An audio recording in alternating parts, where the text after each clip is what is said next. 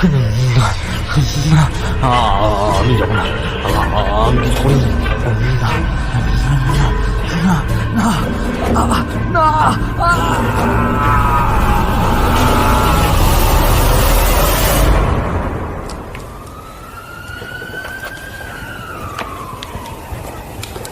Strange, একটা মানুষ সেভাবে উধাও কি করে হয়ে যায়?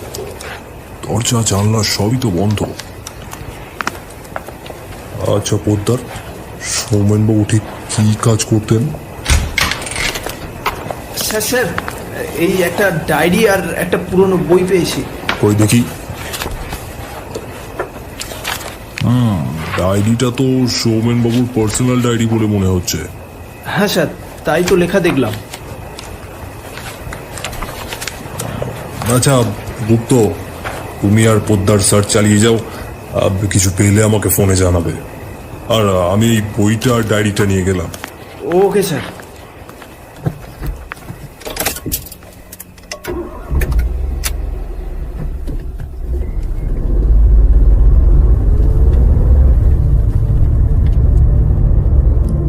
আজ আপনি শুনবেন রবার্ট ব্লচের লেখা গল্প অভিশপ্ত পুঁথি। রহস্যময় আতঙ্কঘন কাহিনীর রচনার ক্ষেত্রে এইচপি লাভক্রাফট একজন স্মরণীয় এবং বিখ্যাত নাম। রবার্ট ব্লচ হলেন পুরনো লাভক্রাফট গোষ্ঠীর শেষ লেখক। শুরু হচ্ছে আজকের গল্প অভিশপ্ত পুঁথি।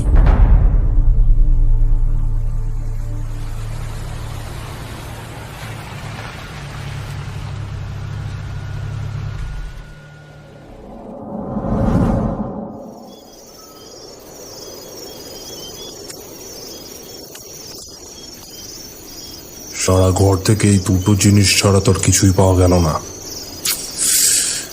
ঠিক আছে, ডায়েরিটা পড়ে দেখা যাক, কিছু তো পাওয়া যাবেই যাবে। ছেলেবেলা থেকে বই পড়বার দিকে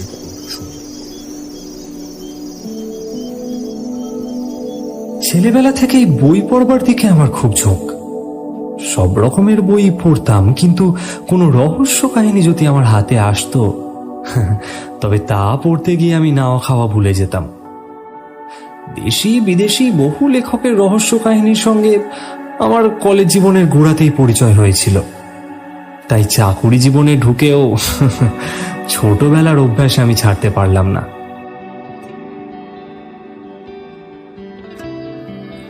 বই পড়ার সঙ্গে সঙ্গে আমি নিজের রহস্য কাহিনীও লিখতে শুরু করলাম। তাই প্রায় রোজই কলেজ স্ট্রিটের দিকে একবার ঢু না মেরে এলে সন্ধ্যাটা আমার ঠিক জমতো না। কলেজ স্ট্রিটের ফুটপাতে এক আজব জায়গা, নানা ধরনের দুষ্প্রাপ্য পুরানো বই সেখানে কিনতে পাওয়া যায়। তাই নতুন ধরনের কোনো বই পেলেই আমি তা সংগ্রহ করে রাখতাম আমার নিজের ব্যক্তিগত পাঠাগারে। আগেই বললাম, আমি লিখতে শুরু করলাম। ধীরে ধীরে নিজেকে গুটিয়ে আনলাম লেখাপড়ার জগতে। এক ঘর বই আর টেবিলের ওপর এক রাশ পাণ্ডুলিপি, এই আমার নিজস্ব জগৎ হয়ে উঠল।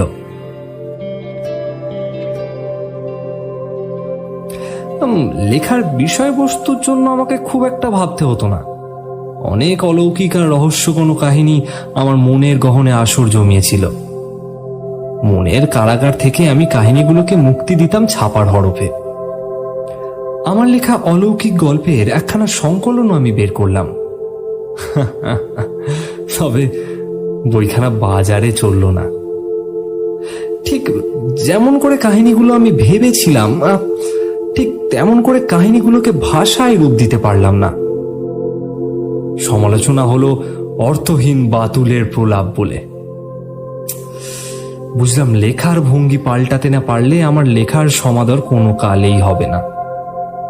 ভাব, ভঙ্গি, ভাষা, আঙ্গিক এই নিয়ে নানা পরীক্ষা নিরীক্ষাও শুরু করলাম। প্রথম বইখানা বেরোনোর 1 বছর পরে আমার দ্বিতীয় বইখানাও প্রকাশিত হলো। যাক, আমার 1 বছরের পরিশ্রম বৃথা যায়নি। দ্বিতীয় বইখানা বাজারে বেশ সমাদর পেল। উৎসাহিত হয়ে পরবর্তী 1 বছরের মধ্যে আমি আরো 3খানা বই লিখে ফেললাম। 3খানা বই বাজারে ভালোই বিক্রি হলো। বুঝলাম আমার ভবিষ্যৎ উজ্জ্বল। চারখানা বই থেকে বেশ কিছু আয়ও হলো, আর সেই টাকা দিয়ে নতুন পুরনো এক রাশ বইপত্র কিনে আমি আমার ছোট্ট ঘরখানাকে ভরিয়ে ফেললাম। এরপর থেকে প্রতি বছরই আমার 3-4খানা উপন্যাস বাজারে বেরোতে লাগলো। লেখক হিসেবে আমি যথেষ্টই প্রতিষ্ঠা পেলাম, কিন্তু আমার মন ভরল না। আমি চাইলাম সত্যিকারের এমন একখানা অলৌকিক উপন্যাস লিখতে, যার উপাদান বাস্তব থেকে নেওয়া। বিভিন্ন পত্রপত্রিকায় আমি লেখা পাঠাতে লাগলাম ঠিকই, কিন্তু মনে হলো সেগুলো নিতান্তই গতানুগতিক রচনা। আমি সাহিত্যিক নই, শুধুমাত্র লেখক হয়ে রয়ে গেলাম। বাস্তব জীবন থেকে নেওয়া কাহিনীর উপর অলৌকিক রস সিন্ধন করে আমি কি কালজয়ী সাহিত্য সৃষ্টি করতে পারবো?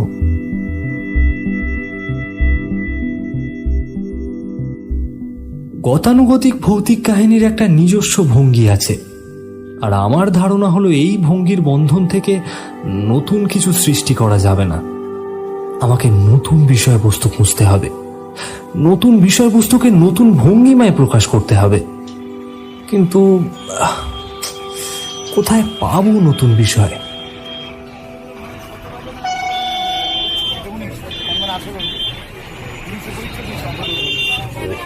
এই তন্ত্র ওই তন্ত্র, তন্ত্র করে কলকাতাটা একেবারে গেল। আরে সেটাই তো রবীন্দ্র, কলকাতার চারিদিকে দেখো না, পুরো একেবারে দেওয়ালে দেওয়ালে পোস্টারে ভর্তি করে দেবে। হ্যাঁ তাই তো, তন্ত্র সাহিত্য। রাস্তা দিয়ে হাঁটতে হাঁটতে কথাটা কানে আসায় মাথায় বিদ্যুৎ খেলে গেল। তন্ত্রের ভিতর হয়তো আমি নতুন ধরনের কাহিনী লেখবার উপাদান খুঁজে পাবো।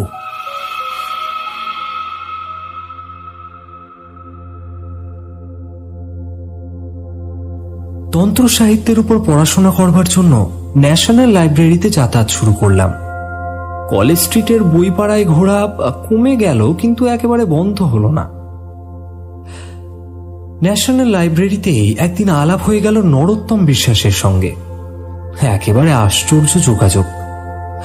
আমারই মতন নরোত্তম বিশ্বাস পড়াশোনা করছিলেন তন্ত্রশাস্ত্র নিয়ে।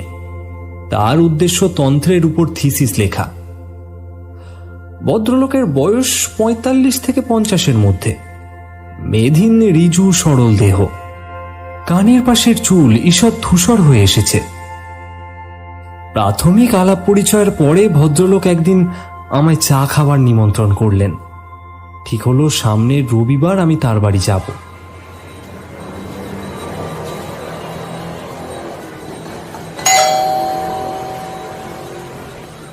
রবিবার সকাল 7টার মধ্যে আমি নরোত্তম বাবুর বাড়িতে পৌঁছে গেলাম। স্বামী স্ত্রীর সংসার, বেশ সুখী পরিবার।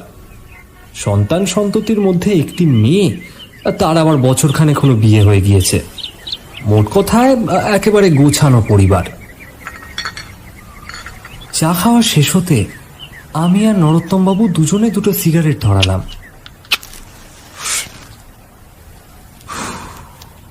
আচ্ছা সৌমেন বাবু, তন্ত্র সম্পর্কে আপনি কৌতূহলী হলেন কেন? আপনারও কি তন্ত্রের ওপর রিসার্চ করবার ইচ্ছা আছে? না, ঠিক রিসার্চ নয়, তন্ত্র থেকে আমি আমার গল্প লেখবার উপাদান খুঁজছি। ও দেখুন নরোত্তম বাবু, এ সম্পর্কে আমি আপনার কাছ থেকে একটু সাহায্য চাই। কি রকমের সাহায্য? আপনি তো অনেক দিন ধরেই তন্ত্রশাস্ত্রের উপর পড়াশোনা করছেন শুনলাম। তা কাজেই আপনি বলতে পারেন কি কি বই বা পুঁথি পড়লে আমি উপকৃত হব। আর তাছাড়া আপনার ব্যক্তিগত পাঠাগারে নিশ্চয়ই অনেক পুঁথিপত্র আছে, সেগুলো যদি আমি একটু পাই, মানে আমার একটু উপকার হতো আর কি। দেখুন, আমার দিক থেকে যতটুকু সাহায্য করা সম্ভব তা নিশ্চয়ই করব। তবে ব্যাপার কি জানেন, তান্ত্রিক পুঁথিপত্র নিয়ে বেশি ঘাঁটাঘাঁটি করা বিপজ্জনক। এমন অনেক পুঁথি আছে যার মধ্যে সম্মোহন, মারণ, উচাটন, সব সাধনা, সব জাগরণ ইত্যাদি তান্ত্রিক প্রক্রিয়ার কথা বিশদভাবে আলোচিত হয়েছে।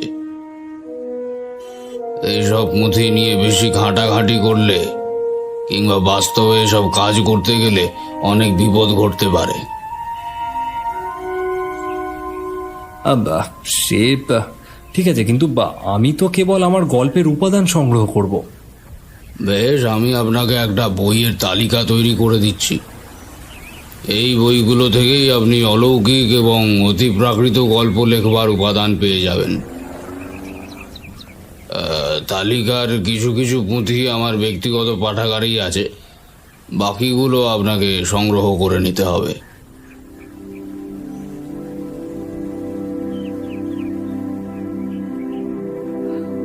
নরোত্তমবাবুর কাছ থেকে বিদায় নিলাম। এরপর থেকে শুরু হলো আমার বই সংগ্রহ করার অভিযান। নতুন পুরনো সব রকম বইয়ের দোকানেই আমি ঘোরাঘুরি করলাম, কিন্তু নরোত্তমবাবুর দেয়া তালিকার সব কটা বই আমি সংগ্রহ করতে পারলাম না।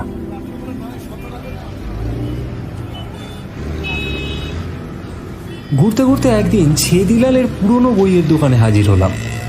ছেদিলাল আমায় সাদর অভ্যর্থনা জানালো। আরে বাবু, আসুন আসুন, আপনার পছন্দ মাফিক অনেক বিলিতি কিতাব এসে গেছে। ছেদিলাল হয়তো জানে না যে আমার পছন্দটা পাল্টে গিয়েছে। দেখুন বাবু, দেখুন কিতাব দেখুন, তারপর পছন্দ মাফিক নিয়ে যান। বইয়ের আলমারিগুলোর উপর চোখ বোলাতে লাগলাম। হঠাৎ আলমারির একটা জায়গায় এসে আমার দৃষ্টি থমকে গেল। দুখানা মোটা ডাক্তারি বইয়ের মাঝখানে একখানা পুরনো পুঁথি ধরনের বই দেখা যাচ্ছে। সাবধানে আলমারি থেকে বইখানা বের করলাম। পুরনো আমলের তুলোর কাগজে কাঠের হরফে ছাপা একখানা পুঁথি, মহাপিশাচ তন্ত্রম। আনন্দে আমার নাচতে ইচ্ছা করলো। কোন রকমে মনের ভাব গোপন করে ছেদিলালকে জিজ্ঞাসা করলাম,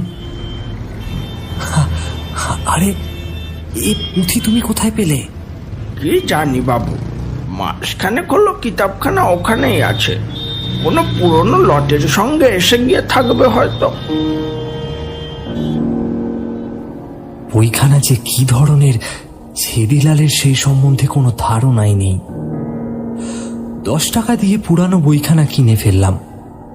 ছেদিলাল ভাবতেই পারেনি যে একখানা ছেঁড়া পুরানো পুঁথির বদলে সে 10 টাকা পেয়ে যাবে। খবরের কাগজ দিয়ে ভালো করে মুড়ে ছেদিলাল বইখানা আমার হাতে তুলে দিল। বইখানা নিয়ে তাড়াতাড়ি রাস্তায় নেমে এলাম। মনে আমার দারুণ উত্তেজনা, কি আশ্চর্য আবিষ্কার! বইখানার নাম আমার কাছে মোটেই অপরিচিত নয়। এটার লেখক হচ্ছেন স্বামী বজ্র ভৈরবানন্দ, সেকালের একজন বিখ্যাত তান্ত্রিক সাধক। বজ্র ভৈরবানন্দ সম্পর্কে নানা কাহিনী আর কিংবদন্তি লোকের মুখে মুখে প্রচলিত। শোনা যায় তিনি নাকি 200 বছর বেঁচে ছিলেন। বীরভূম জেলার কঙ্কালীতলার মহাশ্মশান তার সাধন পীঠ ছিল। মন্ত্রের আকর্ষণে তিনি নাকি জীবিত আর মৃত লোকের মাঝামাঝি অস্পষ্ট কুহেলি ঘেরা জগতের বাসিন্দাদের পৃথিবীর মাটিতে নামিয়ে আনতে পারতেন। ভূত, প্রেত, পিশাচ সবই নাকি ছিল তার আজ্ঞাবহ। স্থানীয় লোকেরা যতদূর সম্ভব ভৈরবানন্দকে এড়িয়ে চলত।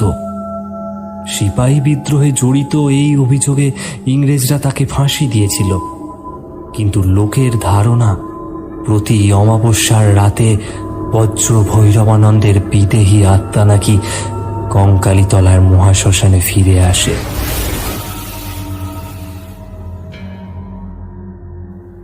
ফাঁসির আগে তাকে অন্ধকূপের মতো একখানা ঘরে আটকে রাখা হয়েছিল। এই ঘরে বসেই তিনি লিখেছিলেন মহাপিশাচ তন্ত্রের এই পুঁথি।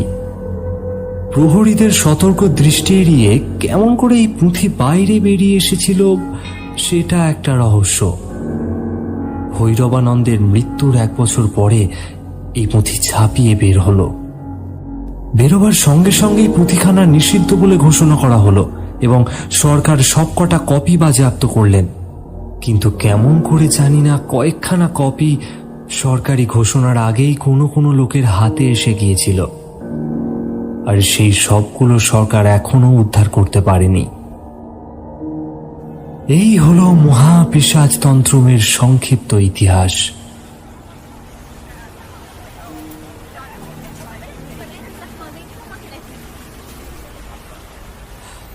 বাড়ি ফিরতে সন্ধ্যা হয়ে গেল। হাত মুখ ধুয়ে চা খাবার খেয়ে নিলাম। তারপর লাইব্রেরি ঘরে গিয়ে বসলাম পুঁথিখানা নিয়ে।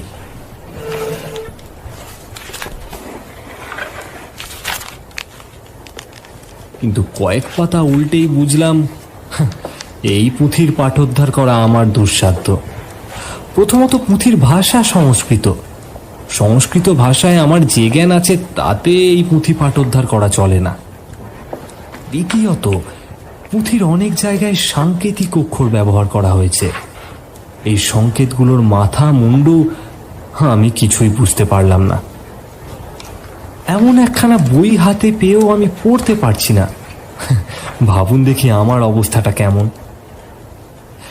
একবার ভাবলাম কোনো সংস্কৃত জানা পণ্ডিতের সাহায্য নিই, কিন্তু না, একবার বাইরে জানাজানি হয়ে গেলে একটা হইচই পড়ে যাবে।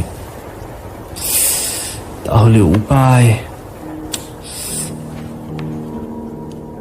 বিরাট এক রহস্যঘন জগতের বন্ধ দরজা আমার সামনে, আর আমার দুর্ভাগ্য দরজা খুলবার চাবিকাঠি আমার কাছে নেই।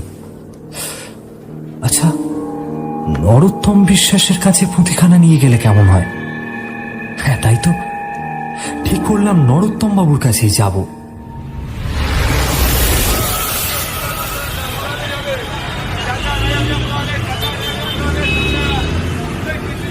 রবিবার সকালে পুঁথিখানা সঙ্গে করে নিয়ে হাজির হলাম। আরে আসুন আসুন সৌমেন বাবু, সব খবর ভালো তো? আগে হ্যাঁ, একটা কাজে আপনার কাছে এলাম। ওসব কাজ টাজের কথা পরে হবে, আগে বসুন তো, চাটা খান। চা পান আনতে আমরা দুজন গিয়ে বসলাম নরোত্তম বাবুর পড়বার ঘরে। কোনো কথা গোপন না করে পুঁথিখানা সম্পর্কে সব কথা আমি তাকে খুলে বললাম। তো পুঁথিখানা নিয়ে আপনি করতেটা কি চান? সেটাই তো ভাবছি, তবে আপাতত পুঁথিখানার বিষয়বস্তু আমি বুঝতে চাই। বিষয়বস্তু বুঝতে পারলেই পুঁথিখানার ভেতর থেকে আমি আমার গল্পের উপাদান পেয়ে যাব। সৌমেন বাবু, আপনাকে আগেই বলেছি, এই ধরনের পুরনো তান্ত্রিক পুঁথি নিয়ে বেশি নাড়াচাড়া করা বিপজ্জনক। কে জানে এই পুঁথির ভেতরে কি সাংঘাতিক সাধন পদ্ধতি রয়েছে। পুঁথির বিষয়বস্তু নিয়ে ঘাঁটাঘাঁটি করলে আমাদের জীবনে অকল্যাণ ঘটতে পারে। আপনি কি এইসব কুসংস্কারে বিশ্বাস করেন? এটা কুসংস্কার কিনা জানি না, তবে আমার মনে হয় আমাদের মতো সাধারণ মানুষের বোধহয় সব ব্যাপারে মাথা না ঘামানোই ভালো। তান্ত্রিক পুঁথি নিয়ে নাড়াচাড়া করতে গিয়ে অনেক অশিক্ষিত লোকের জীবনে যে নানা রকম বিপদ ঘটেছে, সে খবর নিশ্চয়ই আপনার একেবারে অজানা নয়। তাছাড়া পুঁথিখানার নাম দেখেই মনে হচ্ছে এটা একটা নিচু স্তরের তন্ত্র। এ পুঁথিকে গঙ্গায় বিসর্জন দেওয়াই ভালো সৌমেন বাবু। দেখুন, পুঁথিটা নিয়ে কি করব সে তো পরের কথা, আগে দেখাই যাক না এর ভেতরে কি আছে। আমি পুঁথিখানার পাতা উল্টাতে শুরু করলাম। অগত্যা নরোত্তম বিশ্বাসও ঝুঁকে পড়লেন পুঁথিখানার উপর।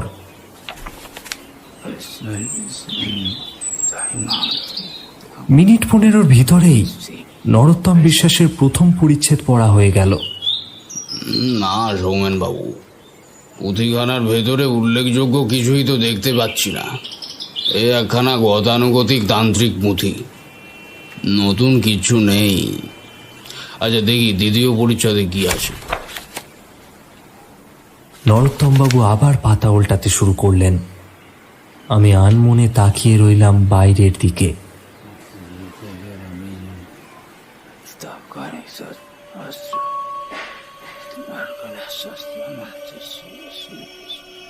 হঠাৎ নরোত্তম বাবুর দিকে দৃষ্টি পড়তে আমি চমকে উঠলাম। গভীর আগ্রহ আর কৌতূহল নিয়ে নরোত্তম বাবু ঝুঁকে পড়েছেন পুঁথিখানার উপর। তার চোখ দুটো জল করছে। উনি পুঁথিখানা পড়ছেন, কখনো মনে মনে, কখনো সাপের মতো হিসিস স্বরে, আবার কখনো জোরে জোরে। ঘরের ভিতর আমার অস্তিত্বের কথা উনি যেন একেবারেই ভুলে গেছেন।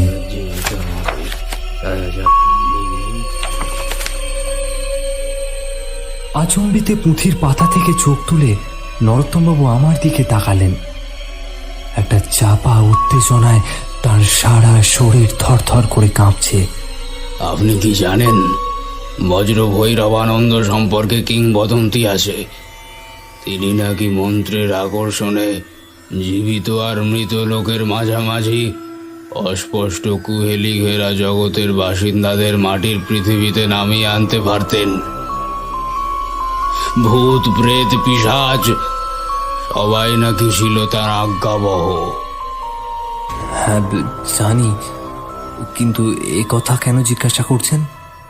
এই দেখুন, পুঁথির ভেতরে রয়েছে মহাপিশাচা বাহনের মন্ত্র। পুঁথির বক্তব্য অনুসারে কৃষ্ণা ত্রয়োদশীর রাতে মহাশ্মশানে বসে 1,00,000 বার মন্ত্র জপ করলেই মহাপিশাচ সাধকের সামনে আবির্ভূত হয়ে তাকে অভীষ্ট ফল দান করেন। তাতে আমাদের কি? সৌমেন বাবু, আমি একবার পরীক্ষা করে দেখতে চাই এই পুঁথির বক্তব্য কতদূর সত্য। আসছে কৃষ্ণা ত্রয়োদশীর এখনো 1 সপ্তাহ বাকি আছে। আমি আগামী কৃষ্ণা ত্রয়োদশীতে কঙ্কালীতলার শ্মশানে যেতে চাই। আপনি ইচ্ছে করলে আমার সঙ্গী হতে পারেন। হ্যাঁ, কিন্তু আর কোনো কিন্তু নয় সৌমেন বাবু, মন্ত্র পরীক্ষা করবার এমন সুবর্ণ সুযোগ আমি ছাড়তে চাই না।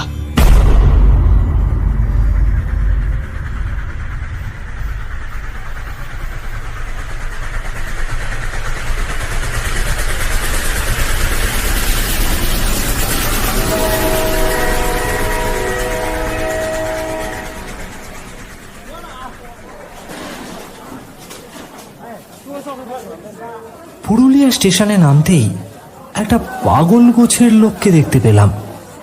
আমাদের সামনে এগিয়ে এসে বলল, চলে যা, চলে যা, তোরা তন্ত্র সাধনা করবি, তোরা সবাই মরবি, মরবি, মরবি, তোরা সবাই মরবি, তোরা সবাই মরবি।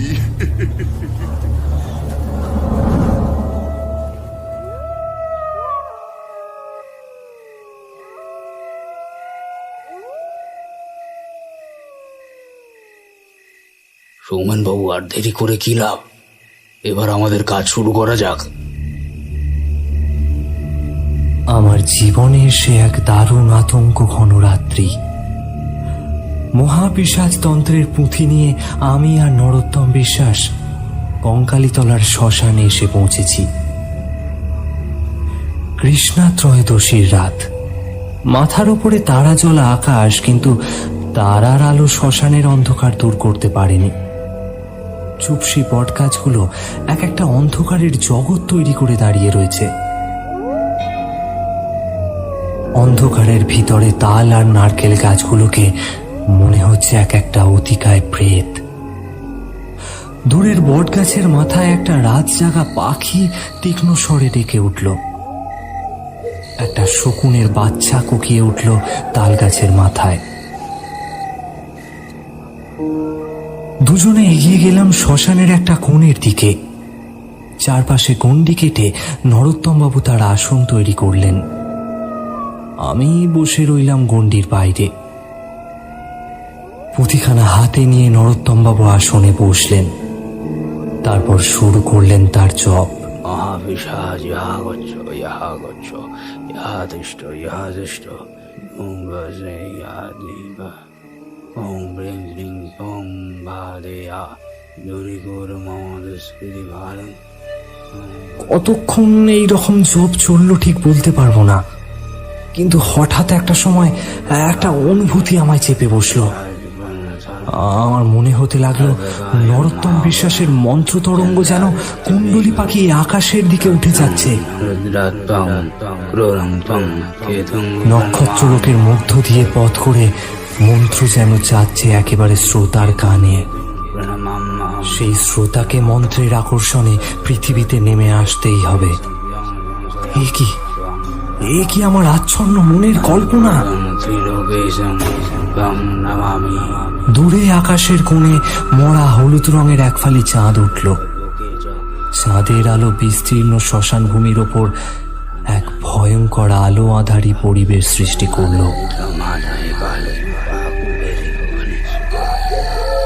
আচম্বিতে তালগাছ আর ঝুপসি বটগাছের ডালপালা কাঁপিয়ে শো শো করে ঠান্ডা বাতাস বইতে লাগলো। অতিকায় কালো বাদুড়ের ডানার মতো নিকষ কালো একখানা মেঘ যেন ঢেকে ফেলল হলুদ রঙের চাঁদ আর তারা জলা আকাশটাকে। পৃথিবীর বুকে নেমে এলো এক অন্ধ তমিশ্রা। দৃষ্টি অন্ধ হয়ে গেলে যে নিরেট অন্ধকার হয়, ঠিক সেই রকম। কেবল শোনা যেতে লাগলো কাঁপা কাঁপা স্বরে মহাপিশাচ আহ্বানের মন্ত্র। নরোত্তম বাবু কি ভয় পেয়েছেন? কথাটা ভাবতেই আমার মেরুদণ্ডের মধ্য দিয়েও একটা আতঙ্কের তুহিন শীতল স্রোত বয়ে গেল।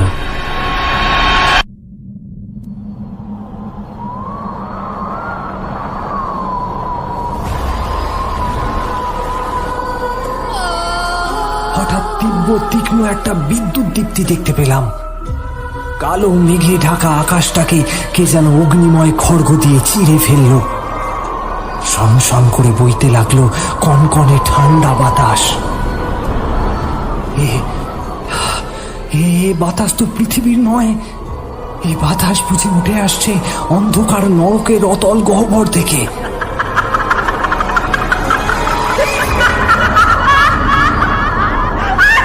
কোথা থেকে যেন বিভৎস একখানা হাসি মহাশূন্যের বুক চিরে আমার কানে আসতে লাগলো।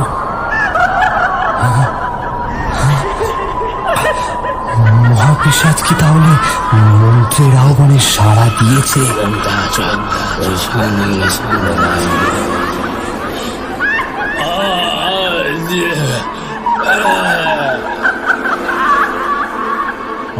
অন্ধকারে ঠিক বুঝতে পারলাম না, কিন্তু মনে হলো সমস্ত শরীরের শক্তি দিয়ে উনি যেন অদৃশ্য কার সঙ্গে লড়াই করে চলেছেন। এরপর যা ঘটল তা আমার দুর্বল লেখনীর ভাষায় প্রকাশ করা সম্ভব নয়। এক আতঙ্ক ঘন মুহূর্তে আমার ভয় বিস্ফারিত দৃষ্টির সামনে নরোত্তম বিশ্বাসের শরীরটা শূন্যে উঠে যেতে লাগলো। প্রেতলোকের অপার্থিব নীলাভ আলো আছড়ে পড়ল তার শূন্যে ভাসমান দেহের উপর। চোখের সামনে দেখতে পেলাম ভাসমান দেহটা অদ্ভুতভাবে বেঁকে যেতে লাগলো। অদৃশ্য এক অতিকায় দানব যেন দুমড়ে মুচড়ে দিতে লাগলো নরোত্তম বিশ্বাসের শরীরটাকে।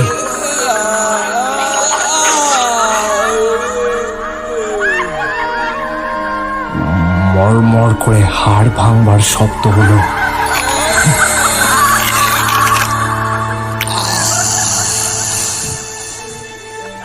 মৃত্যু যন্ত্রণায় শেষবারের মতো চিৎকার করে উঠলেন নরোত্তম বাবু। খলখল করে এক বিভৎস হাসির ধমকে সারা শ্মশান ভরে উঠল।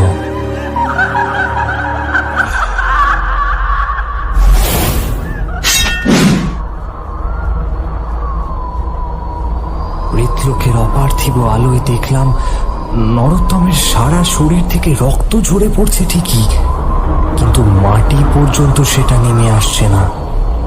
শূন্য পথেই অদ্ভুতভাবে অদৃশ্য হয়ে যাচ্ছে রক্ত। দারুণ আতঙ্কের মধ্য দিয়েও বুঝলাম প্রেতপুরীর অদৃশ্য আগন্তুক হতভাগ্য নরোত্তম বিশ্বাসের দেহ নিঃসৃত রক্তধারা পান করছে। তাহলে কি জাগ্রত পিশাচ খাদ্য না পেয়ে সাধককেই সংহার করছে?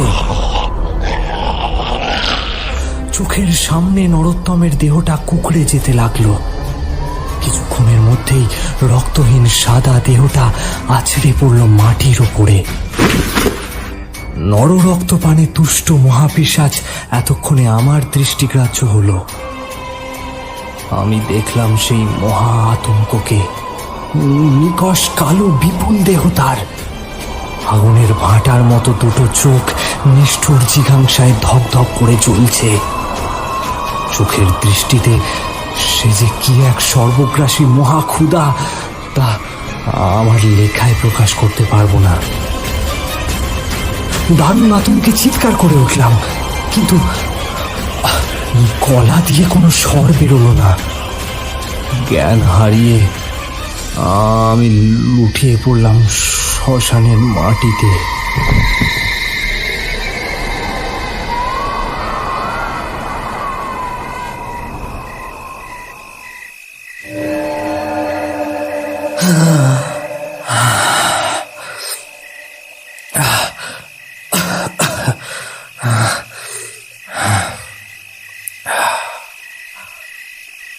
জ্ঞান ফিরতেই দেখলাম রাত তখনও পুরোপুরি শেষ হয়নি।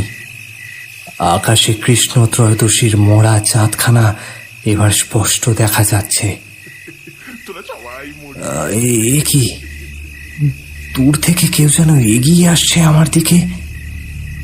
তোদের বলেছিল মরবি, তোরা মরবি, পালা পালা, এবার তোর পালা, তন্ত্র সাধনা করবি।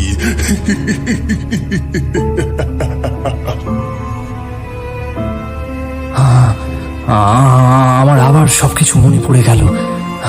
টলতে টলতে স্টেশনের দিকে দৌড় দিলাম। নরোত্তম বিশ্বাসের মৃতদেহটা আমি আর কোথাও দেখতে পেলাম না।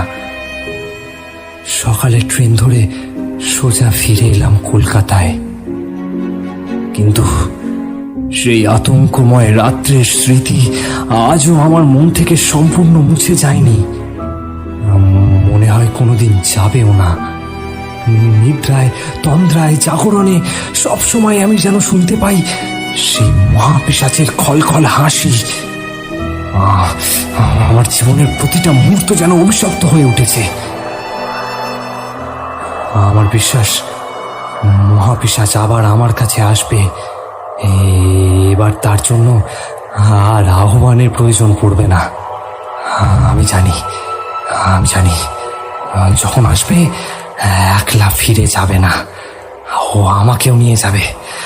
আমাকেও পরলোকের মধ্য দিয়ে পিশাচ তাদের জগতে নিয়ে যাবে। তাই আমি এই শেষ শব্দগুলো লিখে গেলাম।